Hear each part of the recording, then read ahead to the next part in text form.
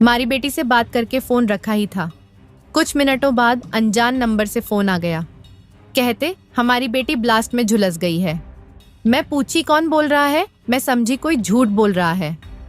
यह कहते हुए उदयपुर निवासी पार्वती देवी का दिल भर आया। उनकी बेटी विजेता भांकरोटा अग्निकांड में बुरी तरह झुलस चुकी है।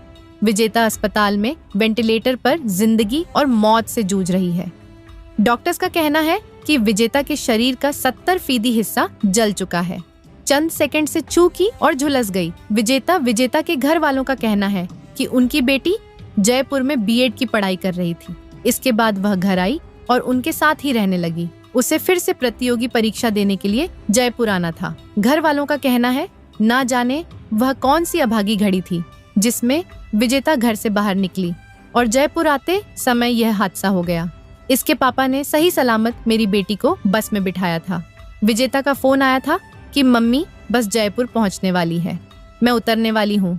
लेकिन फोन काटने के कुछ ही मिनटों बाद एक अनजान नंबर से फोन आ गया।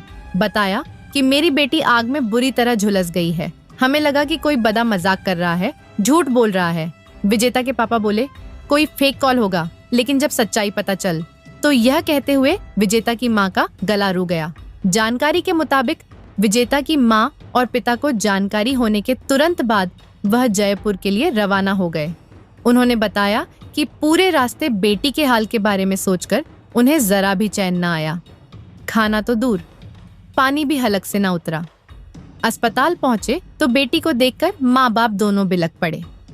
काफी देर के बाद दोनों ने किसी तरह होश संभाला और बेटी के इलाज और तमाम जरूरी कामों में दोनों जुट गए। घटना के बारे में मिली जानकारी के बाद मीडिया से रूबरू होते हुए विजेता की मां ने कहा, लोग बता रहे जब बस रुकी तो विजेता गेट पर पहुंची और जैसे उतरने लगी पीछे से बस से निकली आग की लपटों ने उसे अपनी चपेट में ले लिया। उसका चेहरा, हाथ पैर, शरीर का ज्यादातर हिस्सा जल चुका है। डॉक्टर बोल रहे कि 70% हिस्सा जल चुका है। हमारी बेटी का बचना बहुत मुश्किल है। जयपुर के भाकर में हुए इस ब्लास्ट ने एक नहीं बल्कि कई जिंदगियों को हमेशा हमेशा के लिए बदल दिया।